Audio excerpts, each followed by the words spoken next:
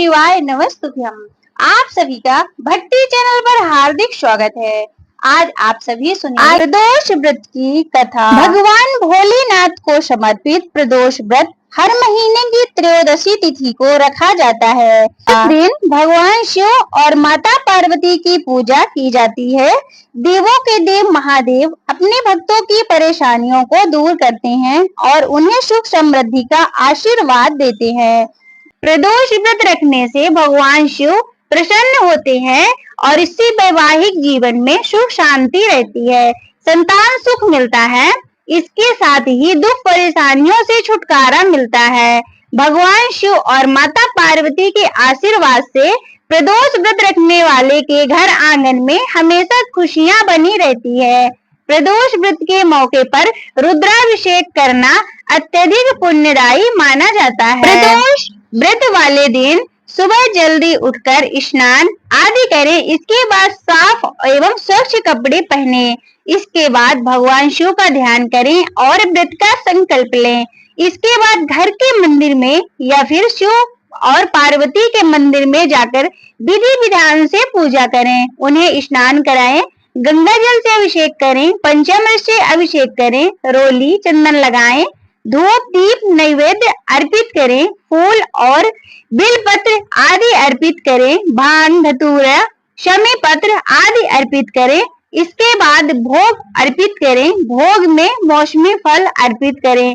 इसके बाद भगवान शिव के मंत्रों का जप करें, साथ ही महामृत्युंजय मंत्र का भी जप करें। भगवान शिव का प्रसन्न करने वाला मंत्र है ओम नमः शिवाय। महामृत्युंजय मंत्र है ओम त्र्यंबकम यजामहे सुगंधिम पुष्टिवर्धनम उर्वारुकमिव वंदना मृत्यु मोक्ष्य मामृताम। इसके बाद शिव चालीसा का पाठ करें एवं प्रदोष व्रत की कथा को श्रवण करें। इसके बाद भगवान शिव और माता पार्वती की आरती करें।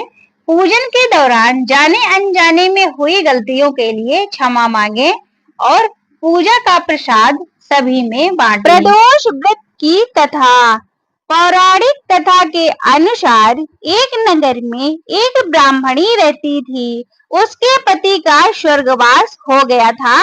उसका अब कोई सहारा नहीं था, इसलिए वह सुबह होते ही अपने पुत्र के साथ भीख मांगने निकल पड़ती थी। वह खुद का और अपने पुत्र का पेट पालती थी। एक दिन ब्राह्मणी घर लौट रही थी। उसे एक लड़का घायल अवस्था में कराहता हुआ मिला। ब्राह्मणी दयावश उसे अपने घर ले आई। वह लड़का विदर्भ का राजकुमार था।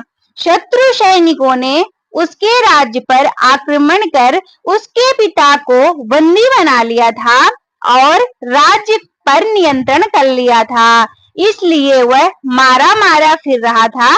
राजकुमार ब्राह्मण पुत्र के साथ ब्राह्मणी के घर पे रहने लगा। एक दिन पुजारी की पत्नी अपने साथ दोनों पुत्रों को शांडिल्य ऋषि के आश्रम में लेके गई। वहां उसने ऋषि से शिवजी के प्रदोष व्रत की कथा एवं विधि सुनी तथा घर आकर अब वह भी प्रदोष व्रत करने लगी। एक बार दोनों बालक वन में घूम रहे थे। उनमें से पुजारी का बेटा तो घर लौट गया, परंतु राजकुमार वन में ही रह गया। उस राजकुमार ने गंधर्व कन्याओं को क्रीड़ा करते हुए देखा तो उनसे बात करने लगा। उस कन्या का नाम अंशुमति था। उस दिन वह राजकुमार घर देरी से लौटा। राजकुमार दूसरे दिन फिर उसी जगह पहुंचा जहां अंशुमति अपने माता पिता से बात कर रही थी।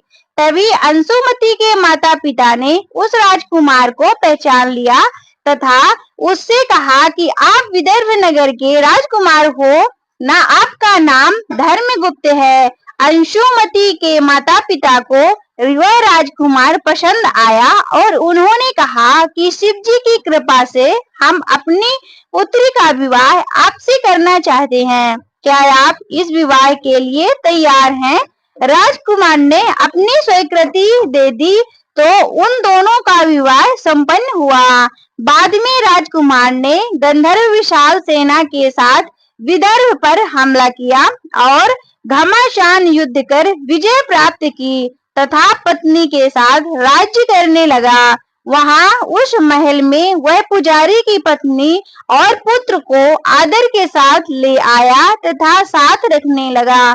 पुजारी की पत्नी तथा पुत्र के सभी दुख और दारिद्र्य दूर हो गए और वे सुख से अपना जीवन व्यतीत करने लगे। एक दिन अंशुमति ने राजकुमार से इन सभी बातों के पीछे का कारण और रहस्य पूछा। तब राजकुमार ने अंशुमति को अपने जीवन की पूरी बात बताई और साथ ही प्रदोष व्रत का महत्व और से प्राप्त फल से भी अवगत कराया। उसी दिन से प्रदोष व्रत की प्रतिष्ठा और महत्व बढ़ गया तथा मान्यतानुसार लोग यह व्रत करने लगे। कई जगहों पर अपनी श्रद्धा के अनुसार स्त्री पुरुष दोनों ही यह व्रत करते हैं।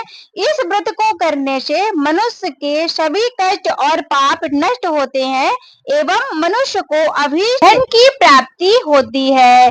जो भी स्त्री इस व्रत को करती हैं, भगवान शिव की कृपा से उनकी सभी मनोकामनाएं पूर्ण होती हैं।